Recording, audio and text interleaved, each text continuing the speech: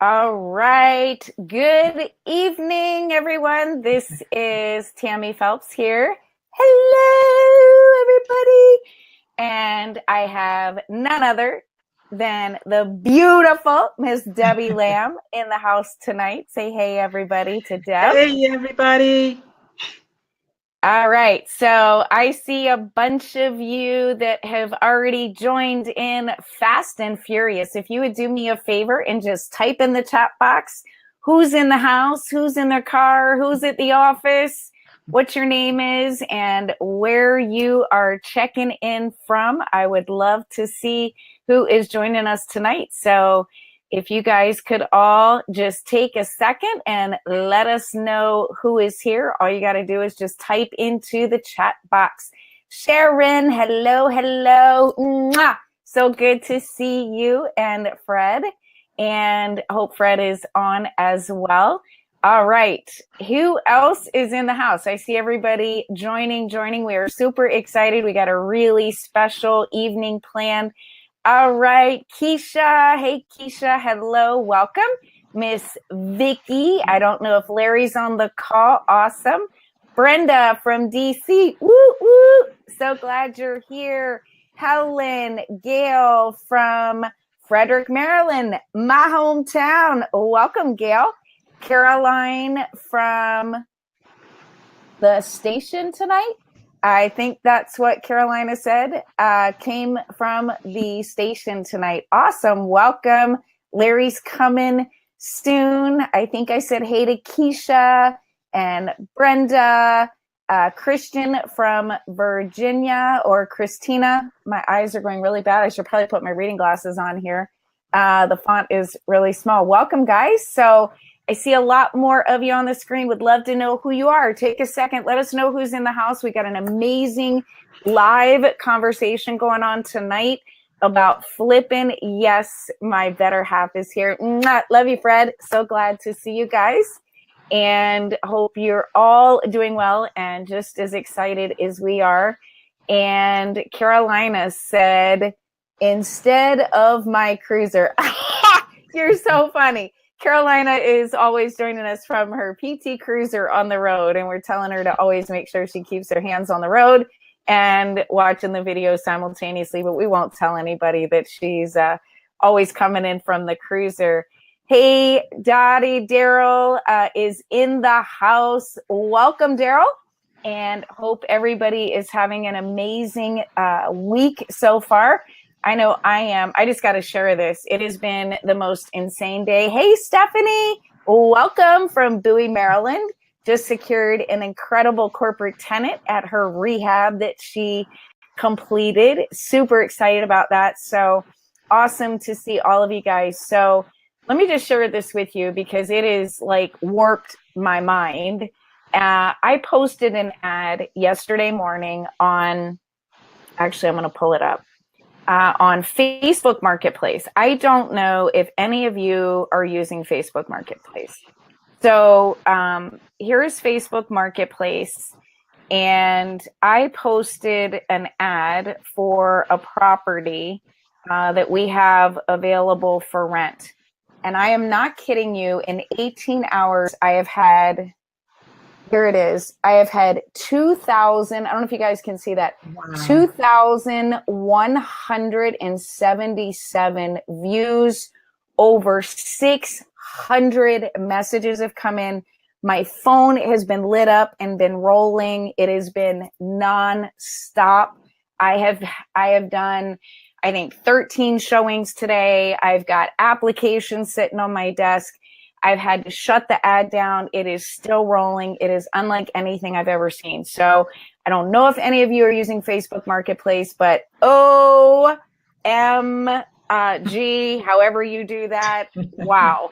Debbie, I don't know if you've tapped into Facebook Marketplace. I know Stephanie has, but oh my God, crazy. We have Jason here. Welcome, Jason from Washington. Pascal from Annandale, Virginia. Jason Harris from Northern Virginia. Andy is here, and I don't know where Andy's from, but welcome. Oh, Andy's here from North Carolina. You're probably the farthest so far, Andy. So welcome. Woo, woo, North Carolina. My parents are in Thomasville, North Carolina. Love us some North Carolina. So glad you guys could all join us. So the lovely Debbie Lamb is here, and this is a live interview.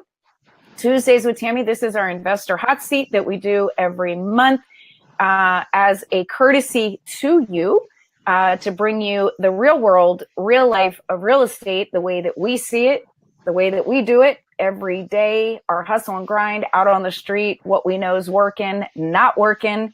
And I can tell you, hey, Jeremy, so good to see you. Tyrone, so good to see you. Janine from Upper Marlboro, welcome, welcome. So glad you guys are all here. And what I want to share is that at any time, this is live. If you have a question, type it into the chat box. We will answer every single question that comes into the house.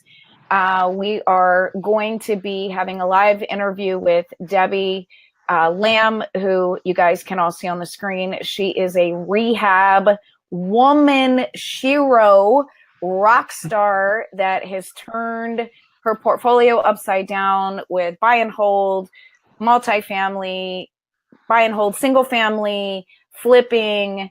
Her story is just absolutely extraordinary, all while still working, yes, a full-time job, but she loves what she does, although I think within the near future, she'll probably be terminating her employer. Not sure when, because I know she loves what she does. But needless to say, neither here nor far. I'm so pumped up and so jazzed, if you can't tell. Woo, woo. And Debbie, if you wouldn't mind just starting out, we have Ruth Webster in the house from Florida. Yes.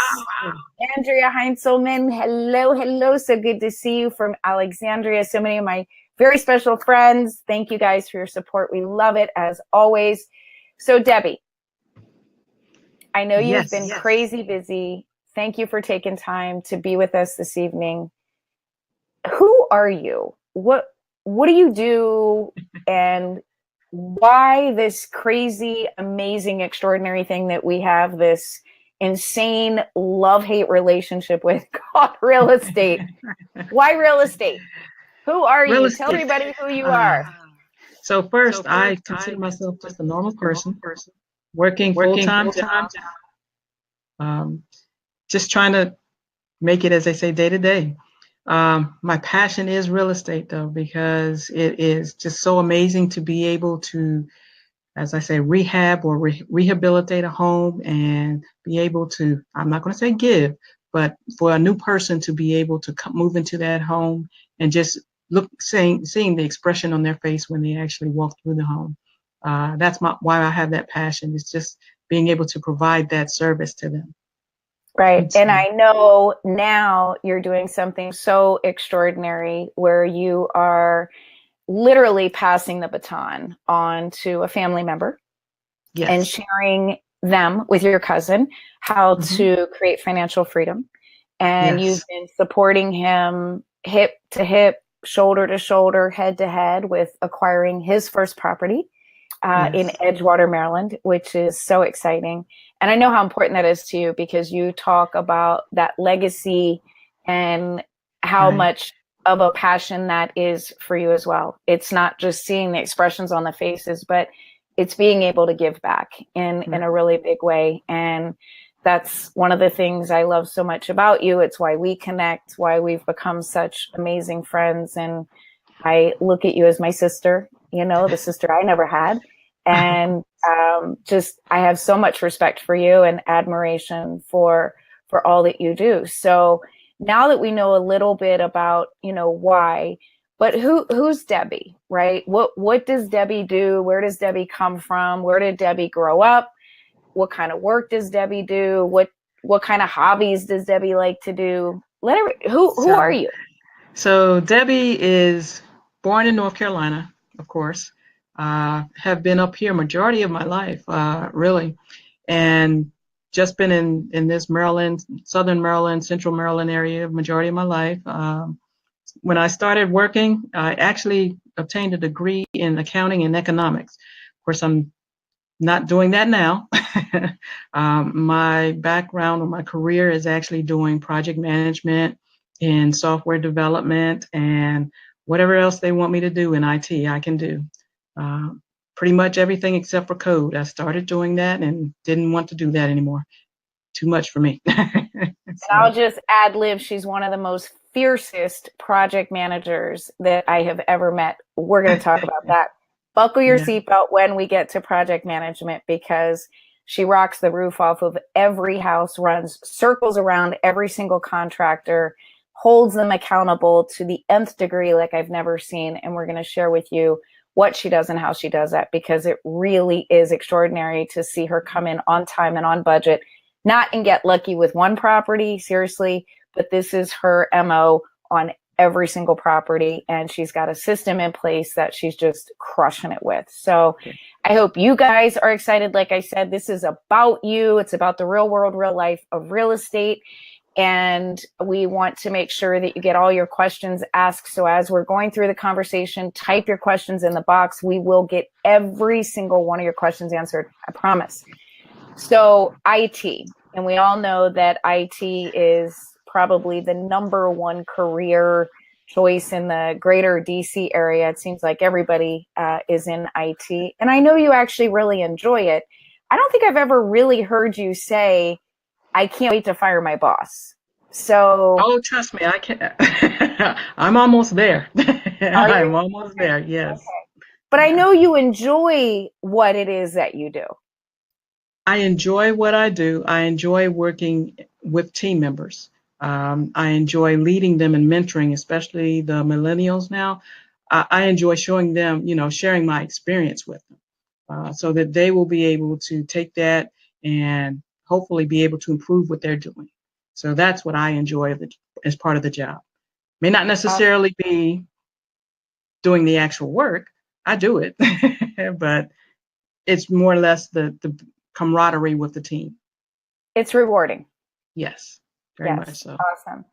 So I know there's things, if we were to ask, what does Debbie enjoy doing in her downtime, which I know is Oh, very few and far between. You're always on the road like I am. You're always going back and forth to properties, and you're always managing the projects. So what is it that you do to satisfy your soul? What is it that you do your downtime, your free time, to get away from the hustle and grind, to just be with Debbie? Give us what are some so of those things you like to do? so when I'm home, meaning like in the area, number one is also going to be getting on the motorcycle and just riding. Okay. Also working with kids. So I like to help them do, I'm a basketball coach in nature. So I also do that. But primarily it's just getting on that motorcycle and just having no particular place to go, as they say, but just riding. Yeah, Um, there's nothing like the wind in the hair and the breeze, yeah, blowing. You can't be on a cell phone. You can't be on a laptop. You can't it, be texting anybody. All you can do is hold on and just focus forward. yeah, it's a Yes. totally different feeling. You're one with nature, as I say. Yeah. Yeah. There's nothing greater than being on the bike. Every opportunity that Jim and I get to get on the bike and just go ride. Let's go get lost. Don't even put Yeah, the GPS on. Let's just right. go see what's out there. Awesome. So I want to take everybody back before we start diving into your systems and all that amazingness that you do. When you first got started in real estate investing, what was it though about real estate that pulled you in? I mean, now the leaving the legacy, creating a future of financial stability, being able to give back. Now you've experienced how amazing it is to see the expression on everybody's faces. But what was it really that triggered you to get into real estate, and then why flipping? So, what triggered me is primarily I'd already done real estate before in the past. However, I knew that I wanted to get involved with multi-units. Okay. And I, just like everybody else, I think I tried the various, oh, using the gurus, reading through what they had and trying to follow that. However, I found the most way that actually getting into real estate and performing was associating myself with a coach, someone who was local.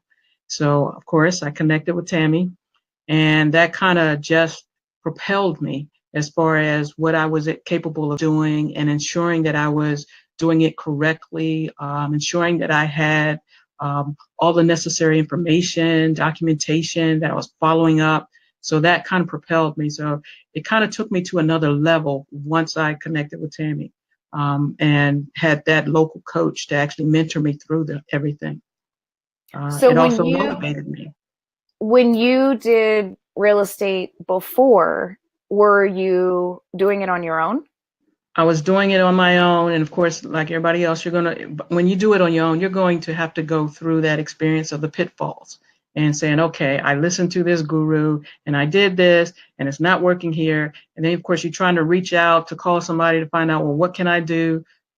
You don't have that with the people that come in here and just say they're here for a day or two and then they're gone. You don't have that. Whereas I knew that working with a local coach, I could pick up the phone and call Tammy anytime and say, hey, Tammy, I got this issue here, or can you talk to this person? And I would listen in, and that's how I also learned.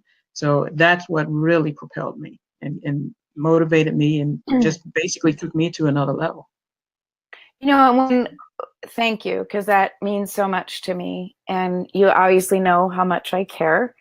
And I live this. I eat it. I breathe it. I am one of those weird individuals that actually salivates over real estate the way people salivate over food. And I'm just in awe of the lifestyle that it can create.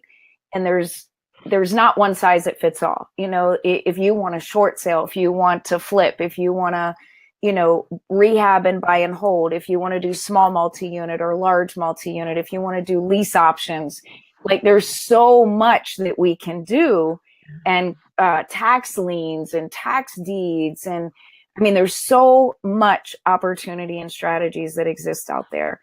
And when we started working together, you just were like gone. Like you got the information and you took off. And as a coach, as a mentor, but as an investor, I truly feel what separates those that do really well from those that struggle is that it is nothing more than getting the information, taking the knowledge, understanding the knowledge, implementing the knowledge, taking action on the knowledge, consistently being persistent to follow through with the knowledge, creating systems along the way, building relationships. But it's not rocket science. I think it's simple. I know it's not easy. Has this been a simple journey and process for you? I know it's not been easy. But one of the questions that Jason just asked is, if you had to do it all over again, what would you do differently? I would probably start sooner, to be honest with you. It took me a little while to get started. And when I decided to actually, get started, it just kind of took off. But that definitely I would start sooner. And again, with Tammy's help with the programs and everything that she has available to everyone, it helped me out a lot. If I had access to that information before, I would really be doing something now. I know Tammy thinks I'm doing something now, but no, I would have fired my employer a long time ago. So. Wow. So what were some of the biggest fears that you had when you were just getting started? I mean, I know what my fears were. You know, I didn't want people to know I was new, and I didn't want to look stupid. I didn't want others to think I was this inexperienced newbie, right? As everybody says. And I was afraid I didn't know the lingo or that I was going to make these huge mistakes. And what I realized is that fear, which is nothing more than a 4-letter F word, can totally paralyze you from doing anything. But if you just jump, and if you have a mentor, you have a coach, you have a group, you have a mastermind, you have an inner circle, you have somebody that you can bounce ideas off of or be a part of, that you shave like years and years and years and years off of the system. So what were your biggest fears? Like, let's say your top 1, 2, or 3 fears that you had to push through to get started. One was I doing it right? 2 was the networking, because initially I was not that person who would project myself out there and easily be able to communicate with people, and having that network there that you can, the people there to support you. I guess 3 would be just the financing itself. If I go through this, will I have that financing or that backing? Because at the time, I didn't know anything as to how to obtain that, who I should communicate with, or anything like that. Right. So, Or where the money would come from, or how you get the money. I And was of very course, hesitant in making right. deals because I didn't know where that was coming from. Of course. And then you heard for me all the time say those magical words, which I know nobody believes because I didn't believe it either, which is what? The money will be there. The money will show up. And it does. If it is a good deal, the money will always show up. Somehow, some way, we may not know how or where it's going to come from, but hasn't it always shown up? It has. Yes, it has. It has. It just always shows up. So how did you find, Pascal wants to know, how did you find your first house? The first buy and hold, well, that was the one where I was just searching MLS when, like I said, when I connected with Tammy and with the inner circle, I was obtaining, taking in that information. And at night, I just come home and just constantly, I'm on the computer searching for things. So I just happened to see a property in MLS and reached out to the realtor. And there again, like I said, having that support there where I could call Tammy and say, hey, Tammy, I've talked to this realtor. I don't know really what to say. Can we just get on a conference call? She was there. And we found out from the conversations with the realtor and also seeing other properties that the investor had a portfolio. It wasn't just the 1 or 2 properties that I had initially seen. He's got plenty of properties. He had, let's just put it this way. He has a portfolio of 15 plus properties. And I wouldn't have known that from just my limited conversation that I would have had with the realtor. So it really did help me, again, from learning what Tammy does. That's what has also motivated me and kind of changed the way I approach things now also, and how I hold my conversations with people.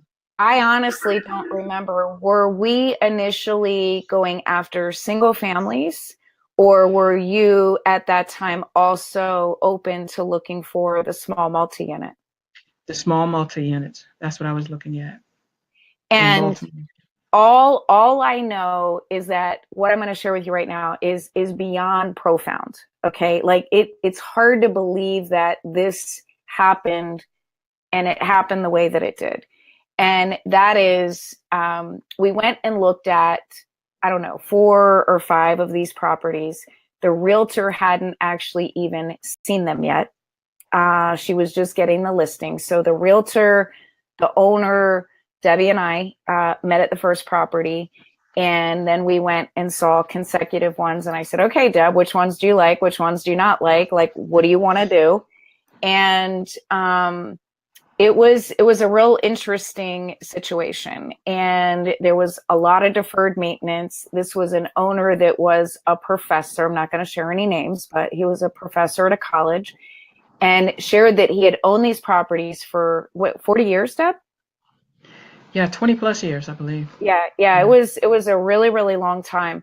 Yeah. And that they had served him well, that they had put his kids through college, and that he was, a little burnout and wanted to retire. And so it was a little shocking, I guess, and some disbelief at the amount of deferred maintenance that we saw, and really raised some eyebrows that a college professor would have properties that were in this condition. But then the 1-3 unit that we went to was the last one that we saw, and it was actually the one that was in the best shape. And what was the asking price for The that? asking price, he was asking for like 80, I believe, on that one. He was asking 80,000 for it, but I don't believe it was listed on the MLS. It wasn't listed. The matter of fact, there were only 2 that were listed. So out of the ones we went to see, it was like, oh yeah, by the way, he has others. Let's just go see them. That's right. That's right. That was the last one. Yeah. So 3 units occupied. He said he wanted 80,000, and you and I talked and did some analysis, quick analysis, and you decided to submit your offer at what price? Well, I can't remember the original price. I do know it was the 68. What was it? 68,810 that he accepted. Yeah, I think we came in at 64, 65. And Okay. then you guys finally met at 68 or 69,000, whatever it is. All right. So are you guys listening to this? A 3-unit property occupied with 3 residents for 68,000. Guys, people pay this for vehicles. Seriously. I mean, like, this is stupid what we're telling you right here. And it just happened a year ago, May 5th. We went to settlement. So we get it under contract. We do an inspection. We realize it's not, too terribly bad. We can handle, what we found. And when I say we, meaning it's all Debbie, we because we are team, we are inner circle, and that's just what I say. So I don't want anybody to think that we, meaning we bought this property together. We didn't. This is all her. So Debbie had some money saved up, correct? Correct. And so $68,000. We get to the settlement table, and the seller is we're at a round table. The seller is to my left. The title agent is directly across, and Debbie is, right to her left, directly across from me. And we're going through everything, and she's reading through the HUD-1. And this is the most amazing title company in the area. I am going to give a shout out right now. If anybody wants a truly amazing title agent, title company, they will do remote closings. I don't know if they do Virginia. I know they do Maryland. I'm sure if you asked Holly, they probably do Maryland, DC, Virginia. I don't know, but you'd have to ask. But she is definitely a femme fatale when it comes to title search, and just extraordinary. So it's called Clearview Settlements. It's on Smith Street in Baltimore. Her name is Holly Edelstein. And I will look up the phone number shortly and type it into the chat box. I don't want to pull myself away right now, but I will make sure that I give everybody her information. If anybody's looking for a great title company, I spent many years in the field, and it's nice to just know there's somebody out there that does such an awesome job with settlement. But we're sitting there, and I'm looking at the HUD-1, and I see down. Now, remember, this is $68,000 on a 3-unit that's occupied by a seller that's owned it for between 20 and 40 years. So I felt it was paid off, and that he'd be walking away with, $60 some dollars. I looked down at the bottom of the HUD-1, and I didn't really get what I saw. And I happened to just kind of, I was looking around the table, and I look over, and there is literally sitting right there, a piece of paper this size, right? Just like a regular check. And it says Clearview Settlements, $22,000. And I'm like thinking to myself, do what? Wait a minute. something's not right. This seller's bringing $22,000 to the table to go to closing on a $68,000 property that he's owned for 20 to 40 years. Like, did he over leverage this property? Did he squeeze all the equity out of it? Did he use it as an ATM? And who in the world would bring $22,000 in a check to the table to sell a property for $68,000? Like, it was cash flowing. The concept of that made no sense to me, but I couldn't say anything because everybody was sitting there. I couldn't yell out, "Hey, Deb, guess what?" I couldn't say anything. And then while we're sitting there at the table, the property manager calls in and the seller answers the phone and says, "Debbie, where do you want us to send your rent checks?" And Debbie's like, "Tammy, what should I do?" And I'm like, "Go get them, go pick up your rent checks." And so right after settlement, you went right to the property management's office, right? And picked up those rent checks. And so anyway, from there, you built this relationship that just ensued, which you still have today, with these two realtors that you've become very good friends with, and they know your search criteria. And knowing your search criteria as an investor is absolutely one of the core elements of a system and being a successful investor. We talked about this all weekend at our Inner Circle 2-day intensive. You've got to be able to share with others in the industry what your search criteria is.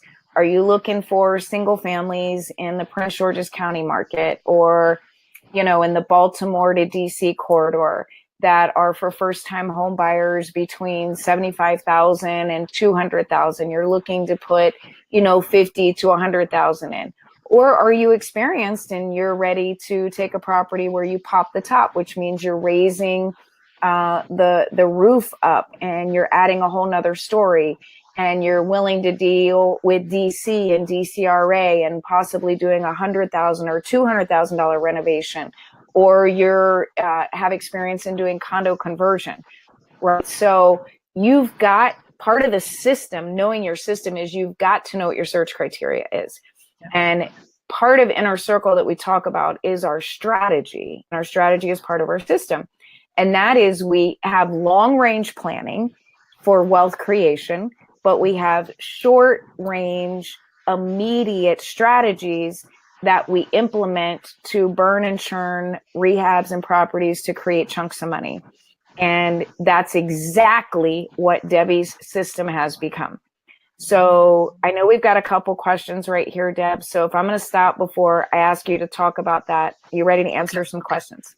Sure. All right. So Jason says, please tell us about your system. We are getting there, Jason. Let me tell you, how did we find that first house? We got that. Do you subscribe to MLS as a non-realtor, or are you an active agent? How otherwise are you able to real-time search the MLS for properties? So no, I am not an agent. I just actually went online. You will find that some of the sites you go to, they actually allow you access to MLS.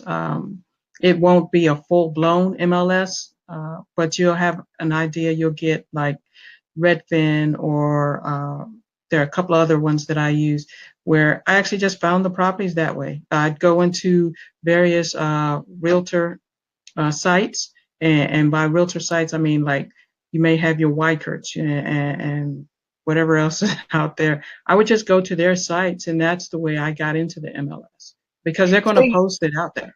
I didn't. Right. So you were just seeing regular searches the way that anybody else would. Correct. So what I can share with everyone, most all MLS systems today are streaming live within 5 to 10 minutes in feed increments straight into Zillow, homesdatabase.com, obviously realtor.com, Zillow, Redfin, Trulia. And I mean, there's so many. Now there's so many that are out there. But obviously, if you are building a relationship with a realtor, the realtor can actually go into the MLS and set up a search criteria. based on what you give them as your search criteria. And then Debbie did that. And then the agent's name is Debbie also, and Velma, they started emailing Debbie properties that were coming up, and she would analyze them online, look at them online. And then if she liked what she saw, she'd actually go out and see the properties instantly. But that's only one of your strategies, is the MLS. I mean, that's just one touch. Right. So how else were you finding properties as you started to progress through your experiences? What are some of the other ways, touches we like to call them, that you started implementing to find deals? So there's always the wholesalers, establishing relationships with them and getting on their buyers list. My favorite, of course, is if I'm not getting anything from my realtors, it's just driving around. That's how I actually found the other multifamily unit, was just driving. So that's pretty much, those are three primary ways that I pretty much find the properties. So in the business, the lingo is driving for dollars or cruising for cash. So what do you mean? You just like got in your car and drove in neighborhoods, or like how did you even know where to go? What were you looking for as you're driving? How would someone know what a house would be that might be a good deal? So I don't know Baltimore area, like the back of my hand or anything like that. In this particular case, I was going to see another property, and anytime I go to see properties, I'm always identifying if a property looks vacant, or if there's no maintenance that's been done on it. Then I always write that address down, and I capture that information. And I come back and I do my research to see if it's vacant, who are the owners, and so forth, and I follow up that way. Um, that's what I do. And then there's also, like, I'll identify some neighborhoods that maybe I've driven through, but I haven't really looked at all the properties or the whole area. And I'll come back to it and just drive through. Like I said. So when you say you come back and do research, right? Mm-hmm. If I've never done this before, what kind of research, or what would be a site that you would go to do research? So I will go first, after I obtain the address, I'll go to SDAT, look up the information there, find out who the owner is. If it's usually it's absentee type owner, meaning that they don't live there, they have another address. So I'll go there. There's also another site, and I can't remember the name of it, but it's another public site where you can actually view all the deeds and documents related to a specific house if you know the address, or if you know the tax information, which you can obtain from SDAT. So I'll go there. It's Maryland Land Rec, that's what it is. I'll go there, look up that information. And then I will also then go to the internet. Once I have the names, also look up, see if I can get their phone numbers or something like that. Awesome. And all of this was free, right? I mean, like, you weren't paying for any special sites. So after you found all of that information, then how did you contact the sellers? How did you find them? Or did you call them? Did you Facebook them? Did you send them a postcard, a direct mailer? How are you actually connecting with this seller? So I'm a fan of direct mail. So I will actually sit down and write a letter to them, and just indicate that I do have interest in the property, and just continue to do that. I also believe in direct mail because, again, you can set your criteria there, and that's another way of getting the information or getting some leads that are not MLS related, which means that's going to save you some money on the when you go to closing too. So Right. that's my preference. And Antonia said, how did you fund your first deal? So Debbie, how did you go to closing, come up with the money, find the money to actually go to closing on that first property we were just talking about, which isn't the first property you bought, but it was the first one you and I had worked on together, which happened to be a 3-unit. And we're going to talk about the single families here in a minute. But how did you come up with the money to actually close on it? So initially, on any deal that I start with, I always go through hard monies. And again, this has to do a lot with networking and identifying who your hard money lenders are, or if you're going to go with the traditional banks, establishing a line of credit. Those are all different avenues where you can obtain funding. I started out with the hard money lenders, contacting them.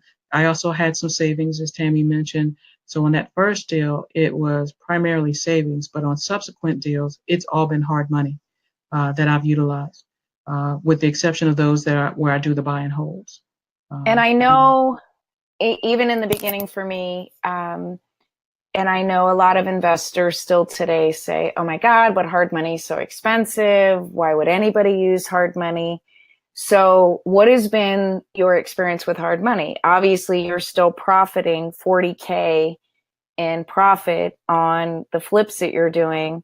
So obviously, you're analyzing correctly. I know we're going to talk about that, but did you have a fear of using hard money, and what was it that helped you get over those hurdles in your mind that hard money was too expensive and you shouldn't be using hard money, and realizing why there is benefit in using hard money, because there's an amazing advantage to using a hard money lender? So initially, again, the funding was always, or the financing was always a question in my head. But once I joined the inner circle and learned more about what goes on, then going to a hard money lender was no problem for me, meaning that I didn't have to struggle with, okay, what information should I be obtaining? What type of questions should I be asking the lender to see if this is actually going to be a good deal for both of us? What I have found thus far is that there are many, many hard money lenders out there, and there are some that are local that you can actually just connect with, just by knowing who they are and participating in the inner circle. Tammy's got a lot of connections there, so I try to utilize those avenues as much as possible. In addition, once you start learning or knowing, okay, what's the average points that I'm going to have to pay, then and what type of interest am I looking for, then you'll feel comfortable in talking with the lender and saying and trying to negotiate with them, because that's also one of the things I do with the lenders. So therefore, it's been kind of working out that way. Awesome. So let's ask or answer a couple more questions. So could you please repeat the website you use to obtain the owner's contact information? There are two sites for Maryland. This is only for Maryland, not for Baltimore, not for DC. I do believe all states, counties, and or cities have public record information. This is public data that is on site. I'm sorry, online. So that's really all we're doing is just searches on the public records. So you have the first site is looking up the actual tax record of the property owner or the property in and of itself, which is going to give you some critical information. And that is going to be the State Department of Assessment and Taxation in the state of Maryland, SDAT. Now, your keyword searches in whatever geographical area it may be are obviously going to be different. We do have a list of some of the local states that we provide, with our inner circle based on, the level of research that we've done. Then once you find that information, it will give you information to go to another site to do deeper information. And if you want to actually look up the actual filing of a deed or a mortgage, because all of that is public information. Mm-hmm. Anytime you buy a property and you sign the deed, that is recorded. And a lot of people don't realize that it is recorded and it is public data. So again, this is for Maryland only, but that is Maryland, all spelled out, land, LAND, Maryland Land Rec, REC, marylandlandrec.net. And that is a free site. And there you can put in your search criteria and you can literally see and read through the public records. You can see who the mortgage lender is. You can see when they got their mortgage. You can see the exact amount that they paid for their mortgage, because everything's listed right there in public record based on the loan documents that they signed. So a lot of people don't realize you can go in and see all that information. It's public record. And of course, now with technology, there's so much information you can do just with keyword searches to find out information, whether it's whitepages.com, reversewhitepages.com, reverse lookup. There's Spokio, although I'm not as crazy about that. A lot of people are using this really cool app called, oh my gosh, what's it called? You literally can pull up to the house, Home Snap. It's this, let me see if I can get my phone up there. It's this app right there. It looks like that. It's a little, it's a white app with a square and a little blue house, Home Snap. That is a freaking cool app, let me tell you. You can literally do you use that app, Deb? Yeah, I use that. Yeah. That was one of the ones I was using when I was doing my research to find property. So yeah. Yeah. I mean, you can take a photo of the house or type in the address, and it will give you the schools. It will give you comps. It will give you photos. Obviously, all public online information. You can do it right there on your phone. Obviously, it's an app. It is so crazy cool. I'm loving it. I used it years ago. I forgot about it. We just started using it again. In fact, we were doing a property site tour. Inner Circle was a couple weeks ago, and we were in Capitol Heights, and we literally were walking the neighborhood and used our phone and used HomeSnap.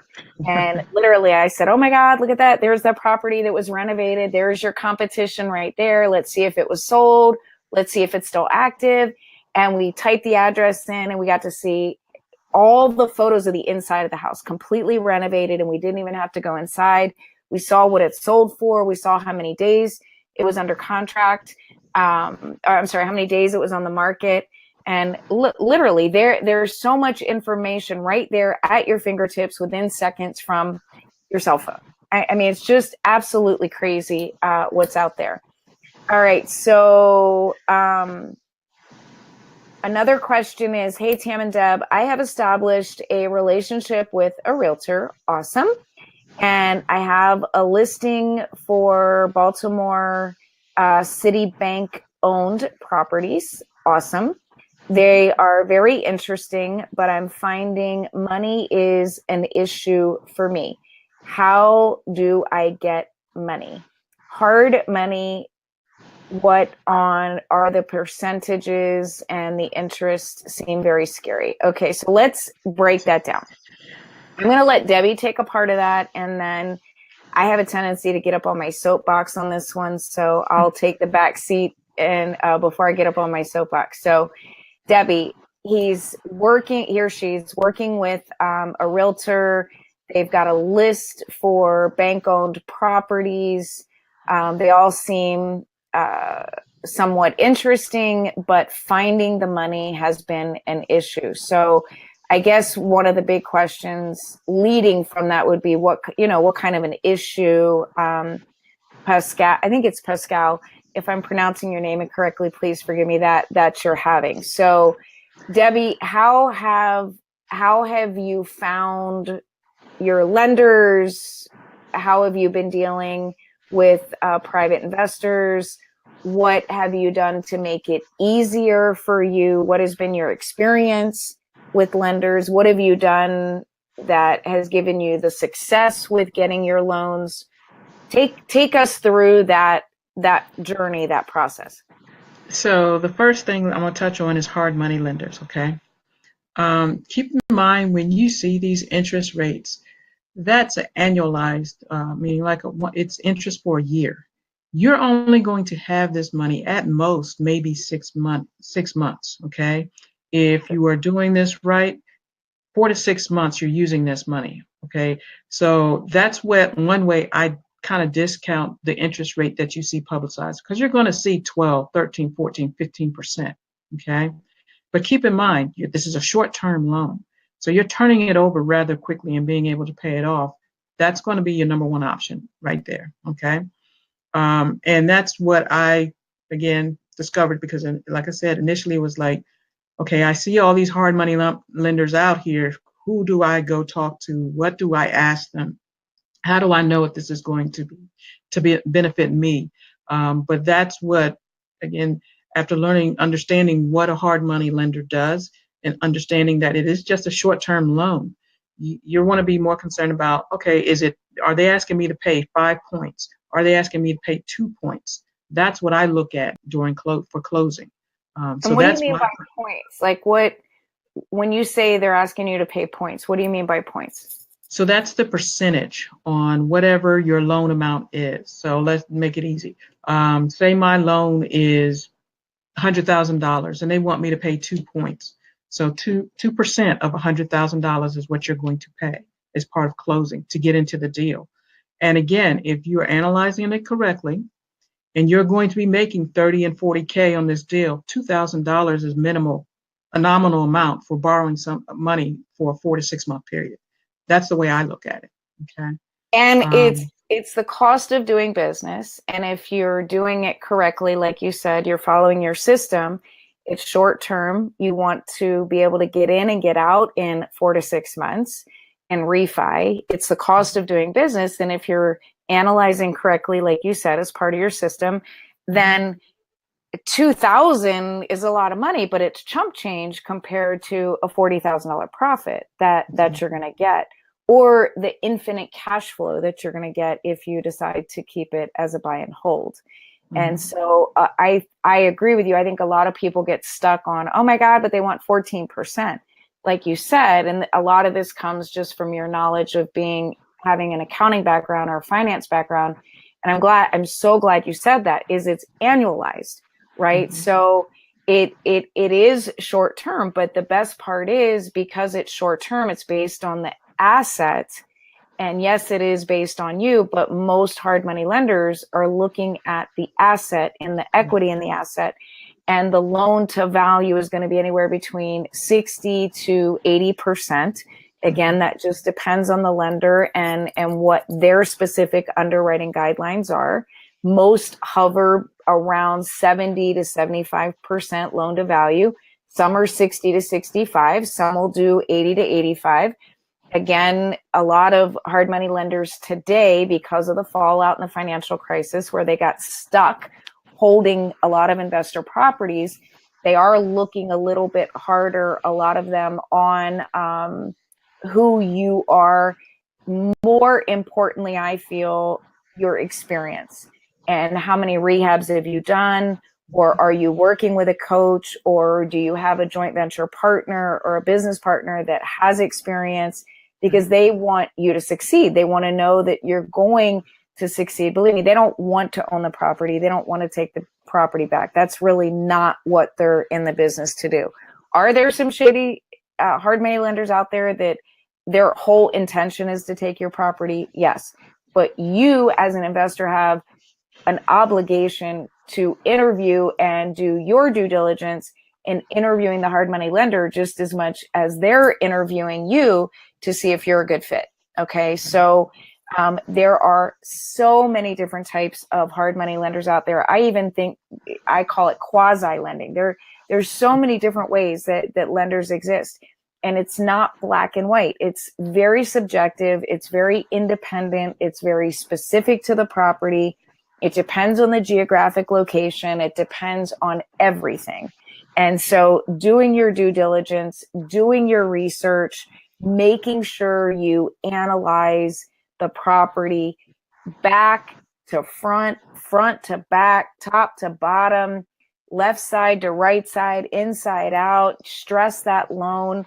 Make sure you know what's going on in the market, how many other properties are on the market. Did you go see those properties? How long did it take for them to sell? What were their wow factors? How long did it take, to get the rehabs done? I mean, there's so many things that you have to know that most people don't tell you. Again, this is why having a coach, having somebody that has experience, or just having another investor that's walked through the process will shave years and years and years off of that process for you, because there's so much behind the scenes. There's so many moving parts that they don't tell you. And they say, oh yeah, you go to a seminar or event, and go get your first deal and go out there and flip properties and make a $50,000 profit. But what they don't tell you is all this other stuff that we're talking about right now, which is why we do these investor hot seats, so that we can share with you the real world, the real life, what we've experienced, what we see every single day, out there on the street. So it's about the relationship. So I'm going to get up a little bit on my soapbox right now. How do I get money? When you are in a mindset, because it's all about your mindset. This whole business is fueled by your mindset and your attitude. That is it. That is it. How do you show up? Are you out there literally asking for money? How do I get money? Or are you saying, I have an amazing opportunity. I'd like to share this opportunity. I'm looking for different possibilities. And, I'm in a positive state. I am attracting this information to me. You connect yourself with other like-minded investors. You ask them who they're using.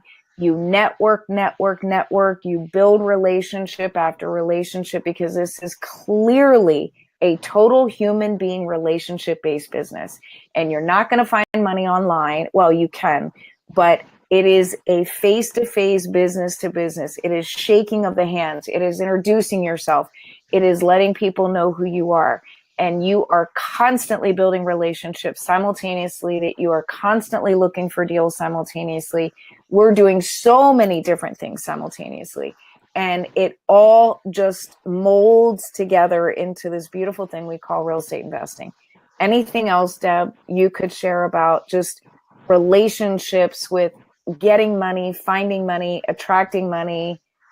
What has been some of your experiences with money? Because obviously it's not an unlimited well that you have access to in your bank account. So again, you guys are going to hear me say this a lot, but because I became a member of the inner circle, there are a lot of tools and documents that were made available to us. And I took those documents, say, for example, the credibility portfolio that Tammy provided to us. I took that information, added my information to it, and that's what I've used when I go to what I call quote unquote, the traditional lending sources like the banks and so forth. I'll utilize that as a tool, as a marketing package, so that they'll know that I'm just not somebody coming in here to complete an application. I want to leave an impression that I'm a businesswoman, and that I know what I'm talking about, and that I know what I'm doing, so that they'll be able to communicate with me on that level, and they'll look at me seriously. So that's one thing. And then, of course, the business plans, knowing what your strategy is for the next 3 to 5 years, and being able, as I always say, to write the vision so that you'll know where you're going and what you need to do. Those have been the things that have worked for me. Yeah, and I know in the beginning we talked about, this system, and these things that we're sharing and we're talking about right now, these are all part of the system. The system is a very, I don't want to say emotionless, because that sounds kind of cold-hearted, but it's a systematized, very clear approach to how we do things, so that as we get super excited, we're not getting so caught up in our emotions that we forget about the logistics and the analysis. It makes for a very seamless, step 1, step 2, step 3, step 4. I have to do this. I need to do this. What's next? Having checklists and having these processes. Because when you've got so many moving parts, I think we counted the other night on the phone, I think there was like 18 or 19 hands, which are people who you will interact with from the moment you find a deal until the time that you go to closing. And then if you keep it, property management, 19 different people who are involved in one single transaction. That is a lot of people, a lot of moving parts, a lot of opinions. And if you do not have a system in place that is, very professional, your search criteria, like it's rolling off your tongue. When you introduce yourself to someone, how are you saying who you are? Are you stumbling? Yeah. I just got into real estate. Yeah. I'm looking for my first deal. If you know anybody that's got any money, let them, tell me about them. If we are putting ourselves out there that way, that's what we're going to get back. And so it's just like the laws of attraction, right? So what we put out is what we get back. When we present ourselves in a professional manner, we're going to attract professionals into our life and into our business. When we are building relationships and a part of a mastermind, part of a meetup, a cohort of other like-minded investors that are able to support us and provide referrals to us, it just elevates us up to who we are. So all of this that we're sharing with you is a part of the system, if you would, right? So as we're going through this process, literally all of this is a part of the system. So I want to go back for just a second. Jason wants to ask, so what was that $22,000 check for that the seller had to bring to the table? You want me to answer that? Sure. Okay. He was paying off a loan that he had on that property. That's what that was for. He was paying $22,000 to sell a property. And bottom line is he over leveraged it. He took out another mortgage on it, or for all I know, maybe 5 mortgages on it over the course of the 40 years that he owned it. It was a shocking revelation that anybody would sell a property that is cash flowing for $68,000 and be willing to bring $68,000 or $22,000 to the table. Another big, smack in the face and awareness that Debbie and I were talking about, and that many of us have talked about, is we cannot judge a motivated seller. We cannot make an assumption or speculation over why they're selling, what their motivation is, or what they would do to sell a property. Tanya, one of our other Inner Circle members, just put a property under contract yesterday. The seller's not even looking for a profit. They connected because they're both former retired military, and the house was renovated just a couple years ago. It's pristine. It's turnkey. She's picking it up for $160,000. I think it's worth like $250 or $260. Like, it's got this crazy amount of equity already built into it. He just wants to move. He just wants to retire. And we sit there and say, why? And we make this harder than it has to be, but you can't ever make an assumption about why someone would be motivated, right? Debbie and I would sit here, or I could say, well, Debbie, why would he do that? Or what's wrong with him? Or that makes no sense. Yeah, it may not make sense to me. It may not make sense to you, but there's only 2 things, and you probably are going to want to write these down. There are 2 things. That's it. That will cause motivation for a seller. That's it. Time, circumstances. That's it. Time in their life or circumstances in their life. And you may have connected with a seller 2 months ago, but the time wasn't right, or there weren't circumstances in their life at that time.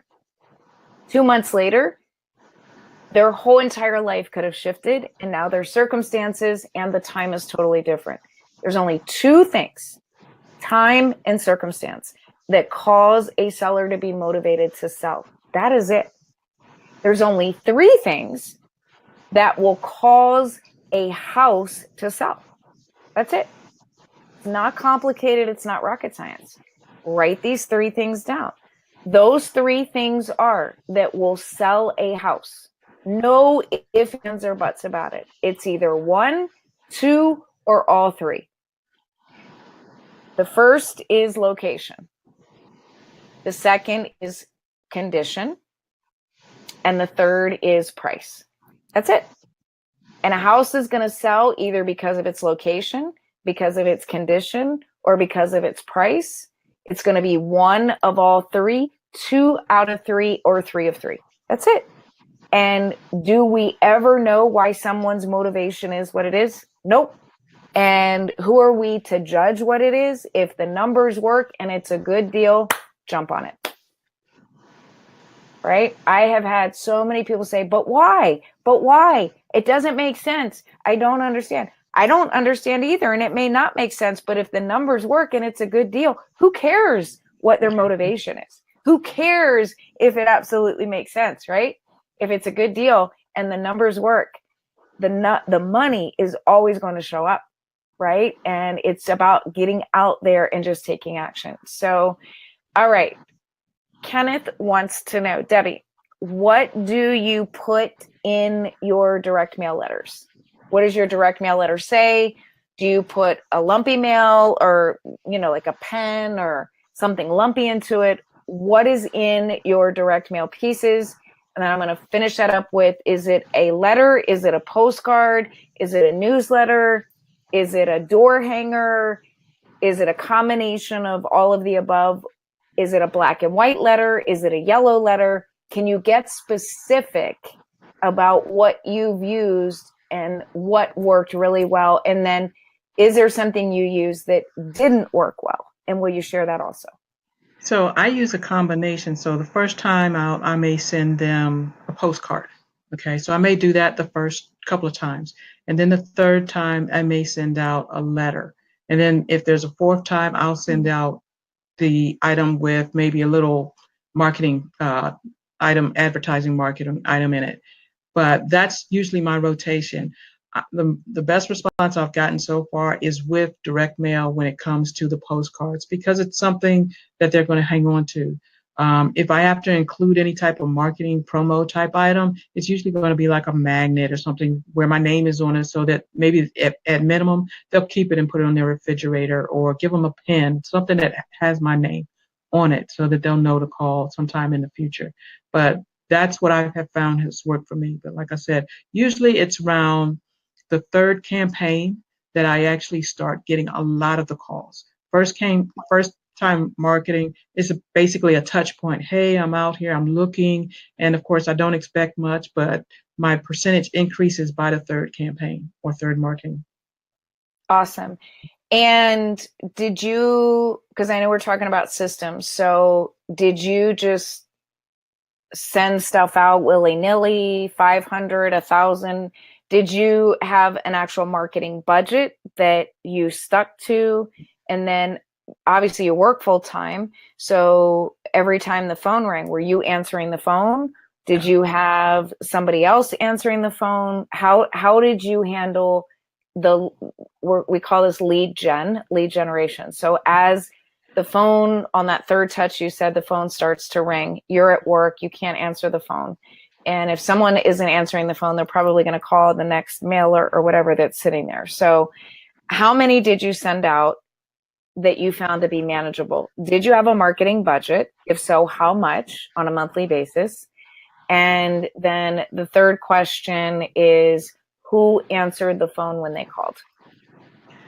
So my marketing budget was actually $500 a month. Okay. I connected with a company that also did my business cards called Got Print. And once I targeted the area, I would go to the U.S. Postal Service and say, this is the area that I want to target.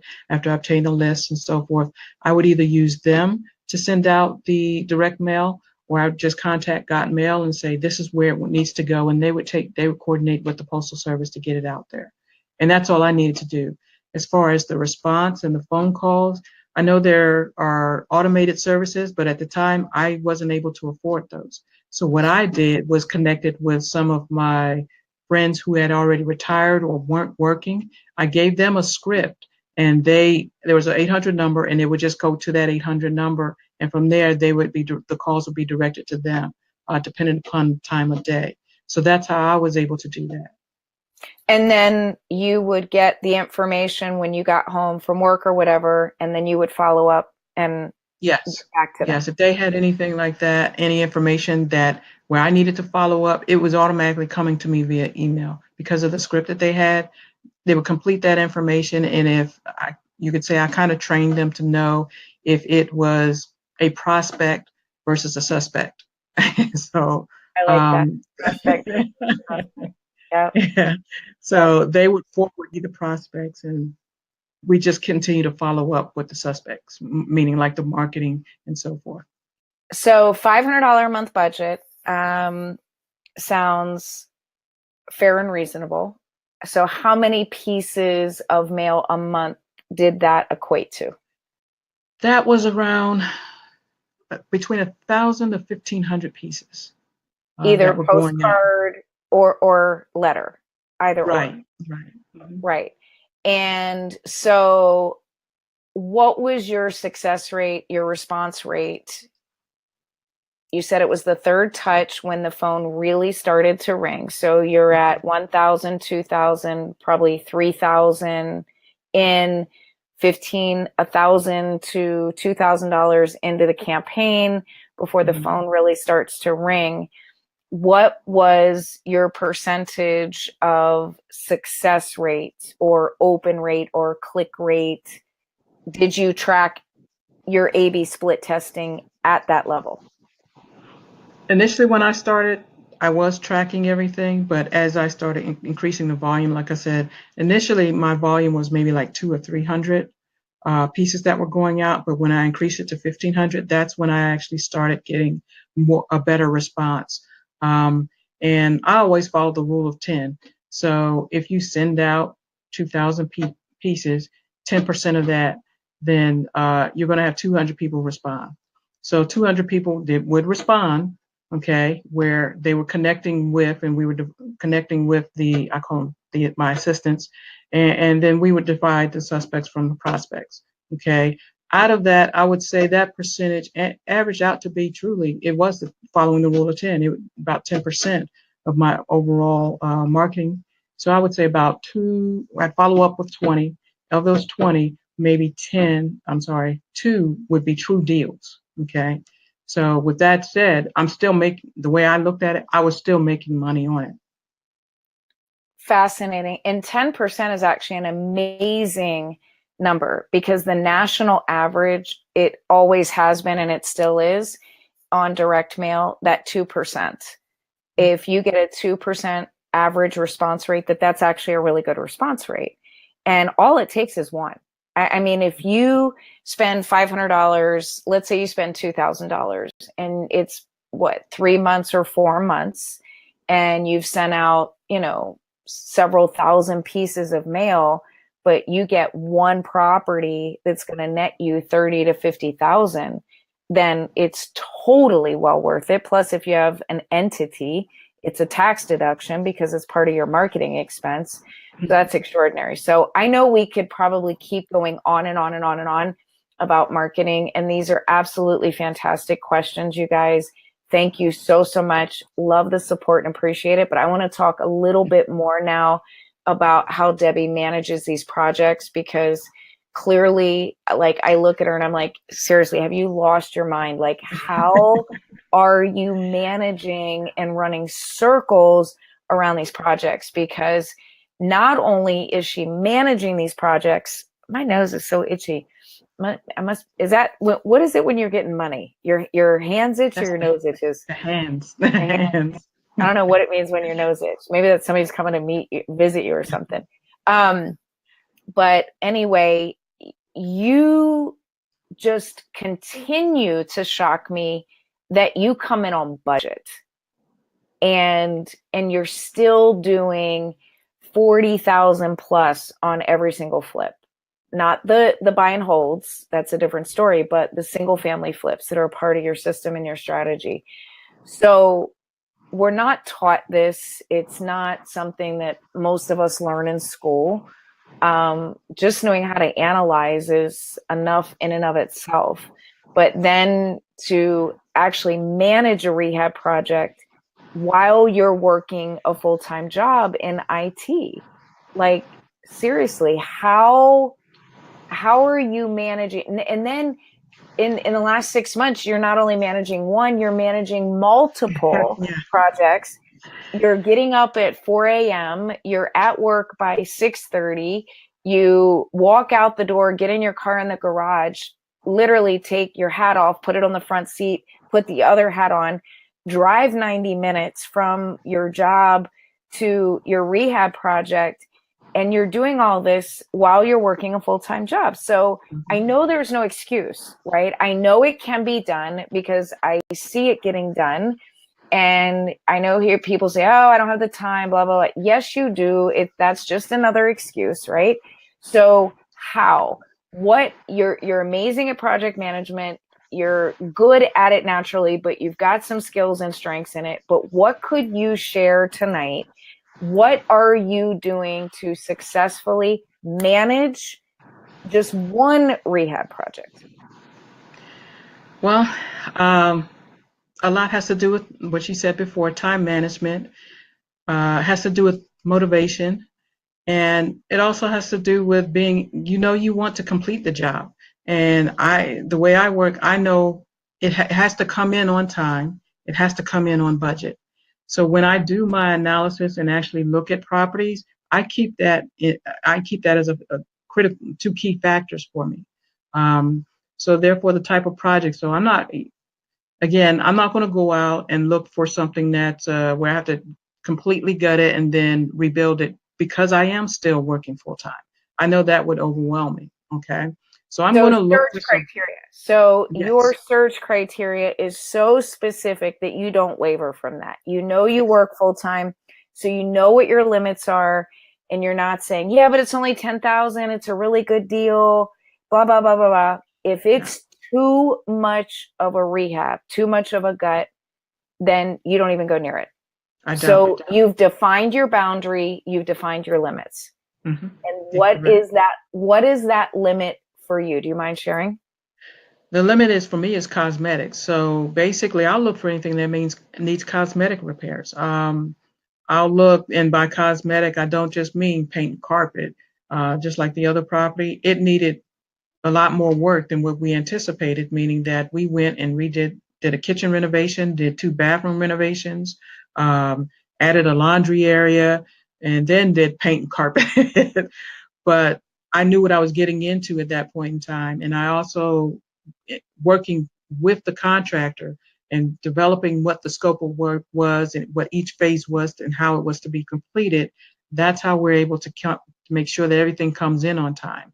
And that's how we are able to identify if there are any issues that come in. Say for example, the first phase, we always know is going to be what we call MEP, mechanical, electric, and plumbing. We're going to do everything we can to make sure that that is in top shape and that we have everything was done there to quality specs. Then we move on to our the drywall and everything else. Okay, it's kind of like building a pyramid. You start with your foundation before you can get to that top. So that once you have that identified, that's actually part of my strategy. When I walk into a rehab, I check those things initially to make sure that those things we can actually have the time to take care of, resolve any issues we have with those. But that's just part of my strategy. So how do you come up with the prices of estimates? Because I know you're coming up, with your initial scope of work, which we talk about in Inner Circle, and you've spent a lot of time doing that. And your numbers are really on point, and you're holding your contractors on point to that. And so your average rehab is running what, 40 to 50,000? 40 to 50K. I try to keep it below 60 as best I can. And that's with the contingency. And I try to, again, just make sure that I'm on target, scheduling everything out. And again, because, again, like you said, because of my project management background and because I do schedules, I'm very analytical when it comes to that. I know what's supposed to be done, like within the first couple of weeks and how much time it's supposed to take. And then I'll add a contingency, like for example, if they're doing something outdoors, then I have to add a contingency for bad weather or anything like that. But that's just part of the strategy that I use to make sure that I come in on time and on budget. And you literally create a boundary, I mean, a box, and that is your criteria. And even if it's a shiny object or squirrel, squirrel, squirrel, you're not saying, oh, but it's a really good deal. You know, I can do it. No, if it doesn't meet your criteria, then Debbie doesn't do it. And it's Exactly. just, it's not, it's, I don't want to again say it's emotionless, but it takes a lot of the excitement and the emotion out where a lot of investors make mistakes. If it doesn't fit my criteria, then I'm not doing it. It's just, there's so much opportunity out there. So in the last year, you've been managing multiple projects. You didn't have contractors when you first got started. And now you've got a Rolodex of Yeah. contractors, managers, plumbers, electricians, landscapers, stagers. You found another realtor by listening to a blog that was the listing agent on your last home, which sold. I think he pre-staged it, was pre-marketed it, which was extraordinary. And it sold in, I think, less than, what was it, a A couple week. days or something? A week. Yeah. We For actually had, over asking. oh yes, and we actually had the offer in before the open house was scheduled. But I asked him to hold off and actually wait till the open house was completed to see if we would get additional input. So, but And yeah, we had talked about staging it because I know I referred my stager to you, but you didn't even get a chance to stage it because it went under contract so fast. And it right. was extraordinary. We did a bus tour there. I don't know, we had probably 45 or 50 other investors that we were showing this project to. It was in Baltimore County, not in the city. Mhm. Which happens, you know, this one of Debbie's market for her projects is in Baltimore. And it was gorgeous. It was an absolutely beautiful bread and butter neighborhood. In fact, do you mind giving out the address? Because I bet they might be able to go online and still see photos. Can Sure. they? 7509 Fairwind Drive, and you'll see it out there. And yeah, that, like I said, when we walked into that house, I knew what I was getting into, but again, you have to have that vision of being able to look beyond what it is now and being able to see what it can be. And I saw that vision of what it could be. Um, that particular deal, I enjoyed working. Again, I enjoyed working on all of them, but that one I really enjoyed because you just see how things change.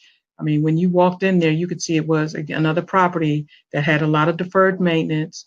Um, I had never walked into a property where underneath the sink, the kitchen sink, they actually have a bucket to catch the water. And underneath that bucket, there is actually a hole in the subfloor. So I've never walked into a property like that without it being gutted. So, and people were still living Wow. there. Wow. So And then your wow factor. ah, Every rehab's got to have a wow factor. And if you, I don't even know if I'm going to describe it to give it justice, but the wow factor blew everybody away. It was probably a couple $100. You have to have a wow factor on every single project that you do. And this wow factor was up in the master bedroom, in the master bathroom, and all it was the medicine cabinet. That's all it mhm, was. But the medicine cabinet lit up around it. It had Wi-Fi LED. It played music. I think it would even feed you breakfast. Like, it was crazy. It was gorgeous. It was absolutely stunning. It was a major wow factor. I think you even got it on Amazon or something like that for a couple $100. yeah. Um, but just an awesome wow factor. So yes, Nikki, I agree with you. Debbie is totally crushing it. I can't wait to see what she's going to be able to do full time. And she's got a very, very specific process that she is very much sticking to. And we're going to go even deeper into sharing with everybody next Wednesday evening. So you want to write this down at the main monthly Capital City REIA event, which is in Alexandria, Virginia at the Hampton Inn, where we've been for 15 years. And this is our main monthly event. We have incredible speed networking, investor happy hour, cocktails, hors d'oeuvres, things like that. We might either do an actual live investor hot seat, or we do our renowned and really fun speed networking, which is just a ton of fun to get everybody up and networking. And then I'm going to have Debbie come up, and we're going to literally dive deep into the analysis of these properties, how she started analyzing them, how she spent even, more time with managing these projects while working full time. And believe me, with the kind of IT work that Debbie does, some of you, I'm sure, on the webinar tonight are able to relate to, because of the kind of work that she does in IT. She's not able to be on her phone a lot of times while she's at work. So that, I know that is a real challenge for a lot of investors. So we're going to talk about that, and what she was able to do to get these properties staged or not staged, how she found this realtor who she's built this relationship with, and how she's now building out her power team. She's also got a couple properties in Southern Maryland. She's got some properties in Baltimore. She's got a property in DC, which is a whole different, ball game.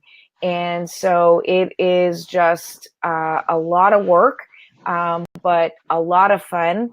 And so what is the next project? What are you on to now?